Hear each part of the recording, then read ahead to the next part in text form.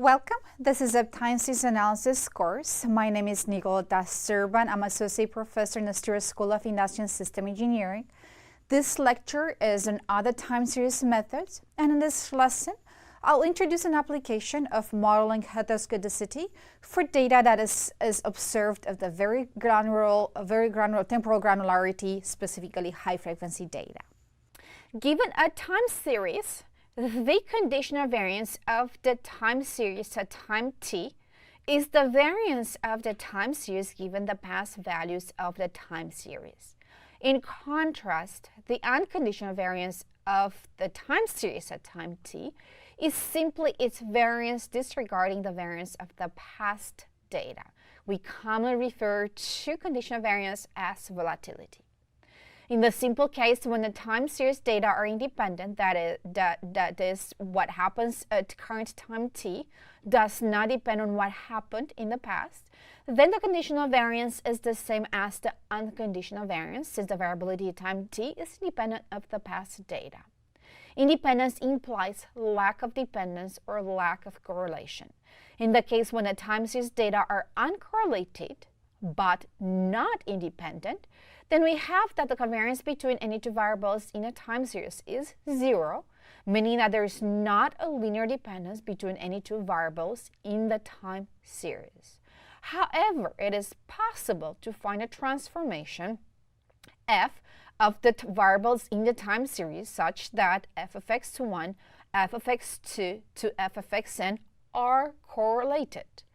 One common transformation is the power transformation, for example, square power transformation.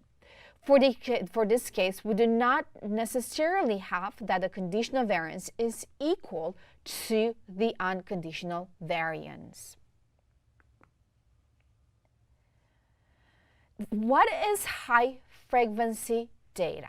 When data are observed at a very granular scale, for example, within a minute or even second time difference, then we say that the time series is observed with high frequency. Such data are observed in financial and medical fields. In this lesson, I will focus mainly on financial high-frequency data, although some of the modeling consideration will apply more generally.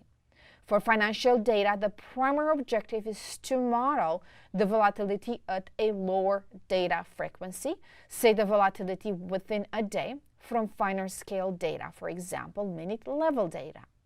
Another objective is to study market microstructure related issues, for example, competition among related markets, strategic behavior of market participants, or real-time market dynamics. One main challenge in modeling high-frequency data in general is that we observe the time series at a very large number of time points.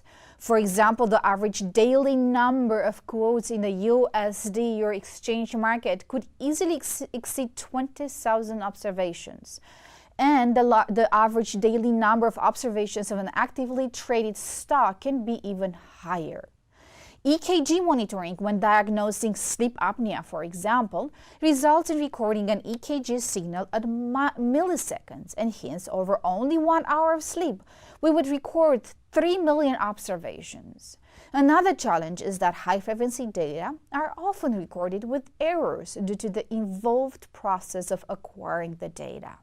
For various reasons, high-frequency data may contain erroneous observations, data gaps, and even disordered sequences of data. Third, high-frequency data typically exhibits multiple levels of periodic patterns, which can be challenging to be identified.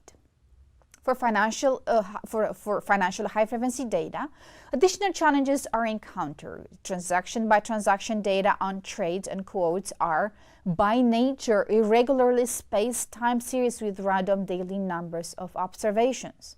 Moreover, trades and quotes on multiple assets rarely occur at the same time, and trading activity varies considerably across assets. High-frequency data typically exhibit periodic intraday and intra-week patterns in market activity. It's well known that trading activities at any stock exchange are denser in the beginning and closing of the trading day than in the lunch hours. Furthermore, discrete price movements, non-synchronous trading, and bid-ask bounce resulting into the so-called microstructure noise may distort inferences based on standard statistical models. Because of these challenges, typical statistics and econometrics analysis and modeling do not contain the tools necessarily to properly handle and analyze high-frequency data. As I mentioned earlier, one of the primary objectives in studying financial high-frequency data is the variance estimation at a less fine scale than the observations, thus using finer scale data. For example, estimating the variance within a day from minute-level data or the volatility within a month given daily data. A straightforward approach is to simply consider the sum of all observations within a month to obtain an estimate of the return for each month t. The example on this slide shows how to do just that, using the log return of a stock price from daily data for each month t. The main problem with this approach is that the variance of the monthly return computed as provided on the slide is the sum of the variance of individual returns plus the sum of the covariances of all pairs of the return time series. This second component makes this approachable unusable. Let's consider two examples. If the log returns are white noise, then the variance of the monthly return is the sum of the individual daily returns, or n times sigma squared. We can estimate sigma squared using the sample variance of the daily returns and plug in the formula of the variance of the monthly return. This is the ideal case. Things get more complicated if the log returns are not white noise, which is most of the time. If the returns follow a moving average process of order 1, for example, then the second term is now n minus 1 times the covariance of any pair of log returns within the t month, or the autocovariance at lag 1 if stationary. This can be estimated as provided on the slide. Thus, an important limitation of the variance estimator is that it depends on the model of the daily log returns, which usually is unknown. Second, we do not have a large number of trading days within a month. Thus, we have a small sample size, which can impact the accuracy of the estimator. An application of the estimator provided in the previous slide assumes that the sample mean of the daily returns within a month is 0. In this case, the estimated variance of the monthly return becomes the sum of the squared daily returns within the month t. Therefore, we can use the cumulative sum of daily log returns within a month as an estimate of monthly volatility. We can take this idea further to apply to intradaily log returns and derive the realized integrated volatility. We call intraday data if we observe multiple observations of the time series throughout a day, for example, the multi-minute level high-frequency data. Thus, the realized volatility of the intraday return is the sum of the squared intraday returns. However, this estimator has been demonstrated to have a serious limitation. It does not account for the effects of market microstructure.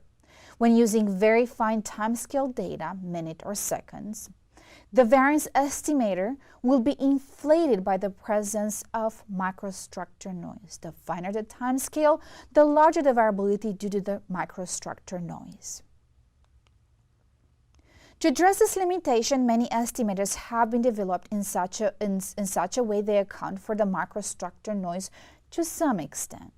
Such estimators have been defined based on multiple summaries of the intraday return data, such as the closing and the opening price within day t, the highest and lowest price within the day, among other summaries. The 5 estimators provided in this slide are examples of such estimators. One effective estimator in accounting for the microstructure noise has been introduced by Yang and Zhang in 2000, and it's a function of the normalized close, open, low, and high log returns. The final estimator is a weighted sum of multiple variance estimators. Statistical properties of all such estimators can be found in research papers published in the financial literature, and they rely on more advanced statistical theory. In summary, in this lesson, I briefly introduced the idea of variance estimation for high-frequency data. Thank you.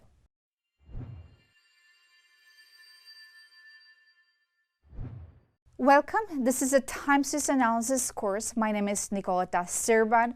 I'm Associate Professor in the Stewart School of Industry and System Engineering. This lecture is on other time series methods, and in this lesson, I'll illustrate the estimation of variance for high-frequency data with the log returns for S&P 500. We'll investigate the daily volatility for S&P 500 returns estimated from intradaily data. S&P 500 price index is one of the most widely traded and closely watched stock index. Widely regarded as the best single GOAT of the U.S. equities market, the S&P 500 index includes a representative sample of 500 leading companies in leading industries of the U.S. economy. Although the S&P 500 focuses on a large cap segment of the market with over 75% coverage of the U.S. equities, it is also viewed as one proxy for the market. In this example, we will study S&P price data available at 1-minute frequency from August 1st, 1997 through September 28th, 2005. As you'll find from the R code for this particular example, processing high-frequency data is an involved process since there are multiple temporal levels to account for. I'm not providing the entire R code here. It is available with this lecture. In this slide, I'm presenting the price and the log return of the first and the last days in our data. For August 1st, 1997, there is a sharp decrease in the price in the first hour, which could be due to higher variability in the price or high trading volume. For September 28, 2005, there is also a drop in the price during the lunchtime.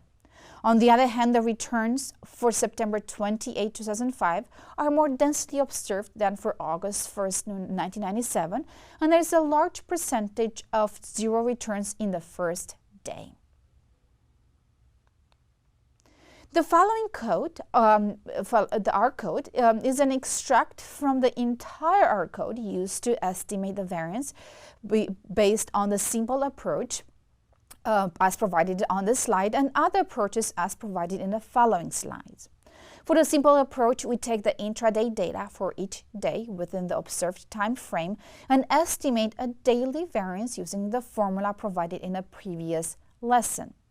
Note that the intraday data vector does not have the same length or number of observations per day, and hence in this implementation I use lists in R rather than matrices. This slide presents the estimation for the realized variance. The code is similar to that for the simpler estimator provided in the previous slide.